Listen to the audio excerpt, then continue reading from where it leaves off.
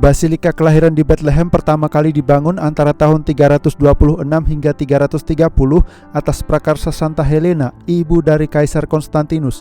Gereja yang pertama sudah diganti dengan bangunan baru dari zaman Kaisar Justinianus. Bangunan yang dibuat oleh Kaisar Justinianus pada abad ke-6 tidak mengalami perubahan struktur sampai pada saat ini. Setelah melalui pengujian teknis serta pekerjaan peremajaan yang lama, kini kita bisa melihat keindahan gereja ini. Gereja ini dibangun untuk melindungi tempat yang sangat penting, yaitu Gua Kelahiran Yesus.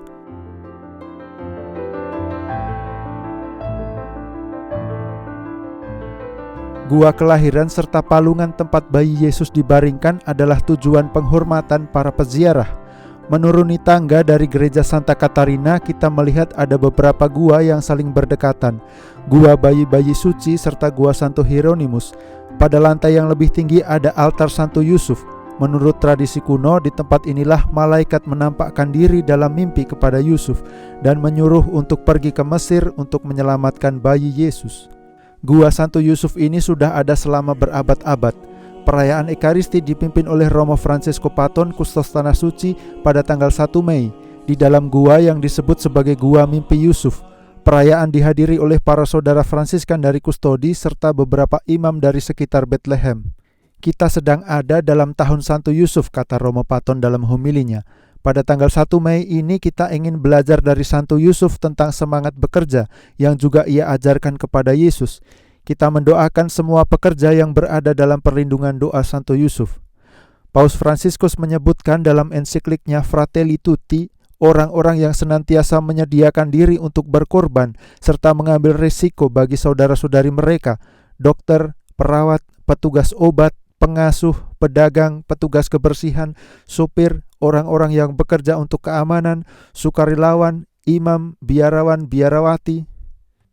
In Giuseppe il sogno e la concretezza sono due cose che stanno. Dalam diri Yusuf, mimpi dan perwujudannya adalah dua hal yang tak terpisahkan. Dalam Injil kita tidak menemukan satu kata pun dari mulut Yusuf. Penginjil Matius menekankan bahwa Yusuf selalu berbuat seperti diperintahkan oleh malaikat kepadanya. Karakter Yusuf ini tentunya dipengaruhi oleh pekerjaannya sebagai seorang tukang kayu. Ia terbiasa dengan melakukan hal-hal praktis dan konkret dalam hidupnya. Ini sangat berguna bagi kita sebab dimensi konkret dalam hidup adalah sebuah keutamaan, bukan suatu kekurangan atau cacat. Di grande concretezza e la concretezza è una virtù, non è un difetto. Dari seluruh gereja doa dipanjatkan kepada Tuhan. Ini adalah judul seruan Paus Fransiskus untuk mendoakan doa Rosario selama sebulan penuh pada bulan Mei agar wabah segera berakhir. 30 tempat ziarah Maria ikut serta dalam doa ini. Basilika Kabar Sukacita Nazaret akan berdoa Rosario juga pada tanggal 4 Mei.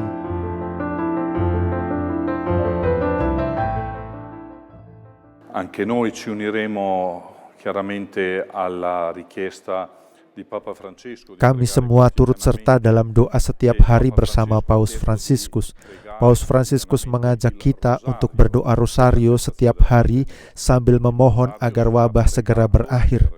Rosario dari Tanah Suci akan didoakan dari Basilika di Nazaret, tempat terjadinya peristiwa Kabar Sukacita, dan akan disiarkan. Kita semua perlu untuk ikut ambil bagian dalam rangkaian doa ini. Kita perlu secara pribadi menyambut ajakan Paus ini, yaitu berdoa secara pribadi setiap hari agar wabah segera selesai.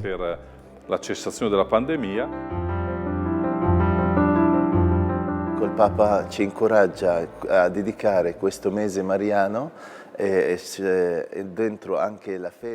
Paus mengajak kita untuk menyatukan permohonan demi berakhirnya wabah di seluruh dunia. Kita memohon doa kepada Bunda Maria, tetapi juga kepada Yusuf suaminya. Di setiap paroki hendaknya selama bulan ini kita tidak berhenti berdoa, seperti para rasul. Setiap hari selama bulan ini, seluruh paroki mendoakan Rosario serta merayakan Ekaristi dengan wujud doa dari Bapa Suci. La parrocchia si riunisce a pregare il Rosario e poi la messa dedicandosi alle intenzioni del Papa.